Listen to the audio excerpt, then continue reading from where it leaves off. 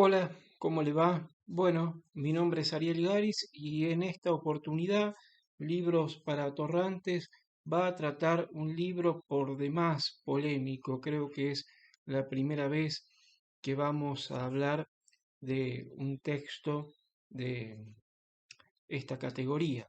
Se trata de un testimonio personal. El libro es, valga la redundancia, Mi testimonio, escrito por el ex presidente de facto Alejandro Agustín Lanusse, el general Lanusse, quien fuera presidente de la Argentina entre marzo de 1971 y mayo de 1973. Es uno de los pocos presidentes que se animaron a escribir testimonios sobre su actuación en la vida pública. De los presidentes de facto fue el único. Los demás han dado entrevistas, sin embargo, Lanusse es el único dictador de la historia argentina que ha escrito un libro testimonial. Bueno, no solo uno, escribió tres en total, ¿sí? Bien, yo sé que es el libro de un dictador, de un presidente de facto, y por lo tanto aquí no se trata ni de defender ni de nada. El libro llegó a mis manos, no se trata de apología ni nada por el estilo. Y las circunstancias quisieron que aquí está la firma del propio Lanusse, ¿no? Dice 25 del 5 del 77. Justamente es el año de la edición de este ejemplar. Bueno, Lanusse, vamos a entrar un poco en contexto. El general Alejandro Agustín Lanusse se desempeñó activamente en lo que se conoció como la Revolución Argentina, que derrocó al presidente Ilia en 1966 e instauró la dictadura de Juan Carlos Onganía. La dictadura de Onganía llegó a su declive, producto de la actuación de grupos que obedecían a la resistencia peronista y grupos armados, ¿no?, de corrientes de izquierda. Onganía sufre, o debido al cordobazo, ¿no?, la manifestación estudiantil y obrera en la ciudad de Córdoba, va a ser destituido. Asumirá interinamente Levingston, quien era agregado diplomático en la embajada argentina en Estados Unidos, a instancias de Lanusse, porque Lanusse era el hombre detrás del poder, ¿no? El hombre de Campo de Mayo, el comandante.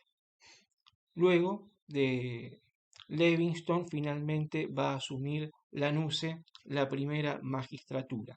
Son tres las agrupaciones que intentan subvertir un orden que, claro, estaba basado en una serie de gobiernos de facto, ¿no? Se trata de montoneros, se trata de las FARC, Fuerzas Armadas Revolucionarias, y del ERP, Ejército Revolucionario del Pueblo. Los primeros montoneros tenían una afiliación católica y nacionalista, por lo tanto, había un acercamiento al peronismo. Un sector de las FARC también. Ahora bien, Onganía, eh, en el libro, este es el contexto del cual estamos hablando. Ya vamos al texto en sí. Cuando Onganía asume como presidente de facto, en marzo del 71, inmediatamente va a empezar una serie de acuerdos, ¿no? La proscripción al peronismo sigue, pero una serie de acuerdos con partidos políticos, con gremios, para llegar a una lenta, ¿no?, pero que se dio, salida democrática.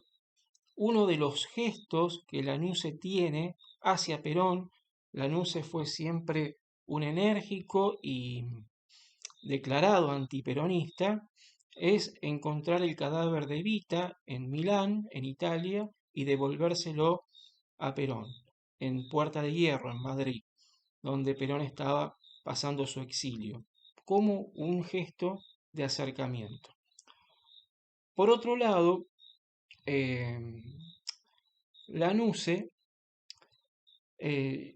permite el Gran Acuerdo Nacional debido a la hora del pueblo, que es se trató de agrupaciones, las agrupaciones políticas comenzaron a negociar con el gobierno esa transición hacia la democracia.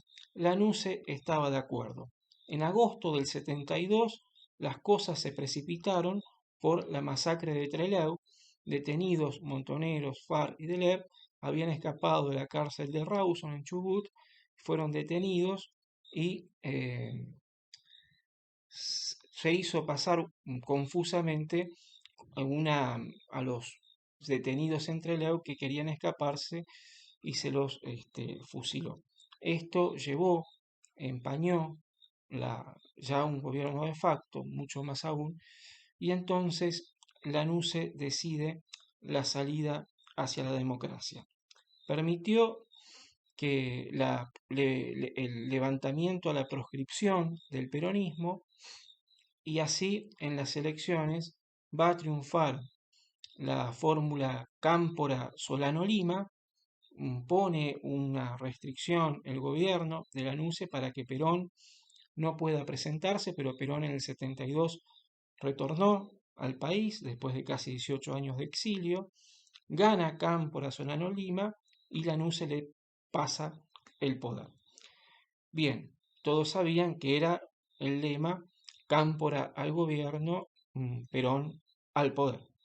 Bueno, finalmente otro gesto de Lanusse fue permitir, ¿no?, el retorno de Perón a la Argentina, una salida para pacificar la situación que el país vivía caótica internamente. Ahora el texto en sí.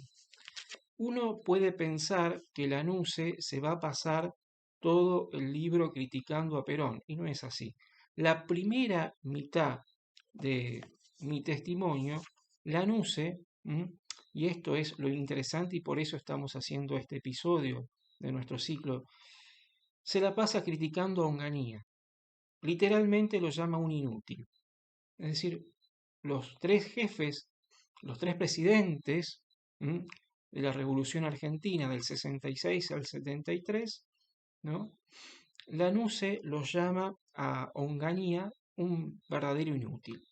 Dice que la prensa, la gente, la ciudadanía, la sociedad tenía razón cuando lo ponía a Onganía como un conservador y a Lanusse como un liberal, en el sentido de cierto respeto por las libertades individuales, y no criticó bastante de Onganía, la censura llevada a cabo y ese conservadurismo de modé que Onganía tenía.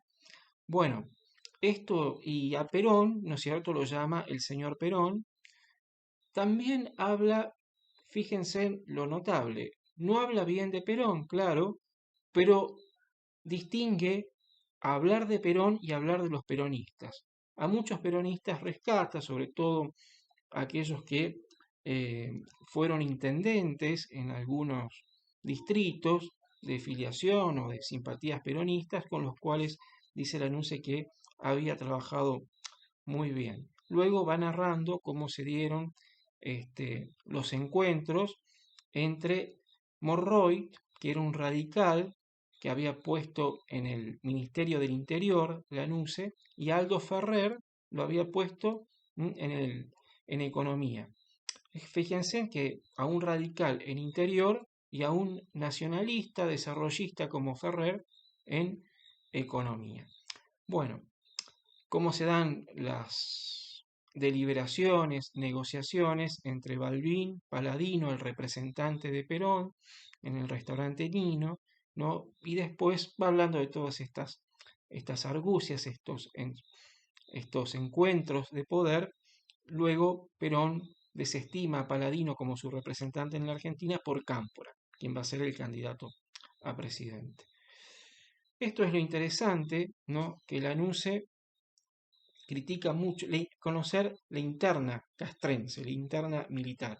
La crítica a Onganía, esto es lo más destacable en el libro, y cómo la Revolución Argentina no iba hacia ningún lado con un personaje que, como Onganía, que Lanusse consideraba que no estaba apto para el mando, ¿no? El cordobazo, se deja entender, es también esta manifestación obrera estudiantil que de alguna forma el ejército permite para desestabilizar y sacarse de encima, sacar al poder a Onganía. Esto habla de por sí de las internas militares y de que no todos allí tenían la misma filosofía o el mismo estilo de gobierno, y que no se trataba de la misma política económica, porque Onganía era un hombre abiertamente liberal en lo económico. Lanusse con Ferrer demuestra todo lo contrario. Se acerca más bien al nacionalismo. Bueno, además con las negociaciones con Bellherbar, el economista predilecto de Perón. Así que esto sirve para conocer las internas dentro del mundo militar, ¿no? Argentina ha tenido distintas dictaduras cívico-militares a lo largo del siglo XX. Bueno, Lanusse, a diferencia de otros generales, comandantes y presidentes de facto, va a ser duramente crítico con el proceso de reorganización nacional, la última dictadura militar, cívico-militar del 76 al 83, la dictadura genocida. Va a criticar el accionar de las Fuerzas Armadas, de Videla, sobre todo de Viola. Tiene una prima hermana suya desaparecida y su secretario personal desaparecidos. Criticó la figura del la utilización, la estrategia del desaparecido, ¿no?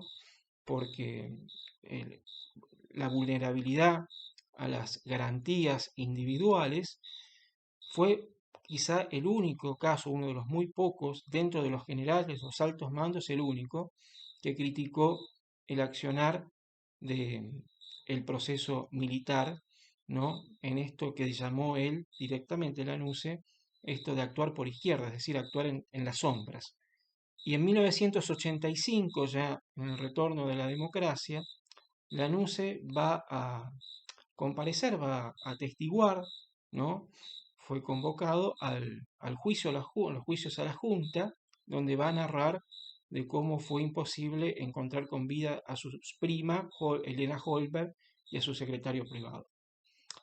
Lo mismo que muchos familiares y amigos le habían pedido por desaparecidos, y que las oficinas de los comandantes en jefes le habían sido cerradas. Por eso había sido muy crítico, y diciendo que durante su gobierno también había presos, pero que se sabía el paradero, ¿no? No eran desaparecidos. Así que, bien, es un tema muy sensible, yo no quiero hacer ninguna apología al respecto, simplemente esto lo digo para que se note que está testimoniado como fuente el hecho de que las internas dentro del ejército argentino también eran muy evidentes, y es necesario complejizar la historia, porque la historia es un problema. El juicio te lo dejo a vos, y lo único que yo tengo que hacer es simplemente acercarte los datos. Bueno, muchas gracias, hasta luego.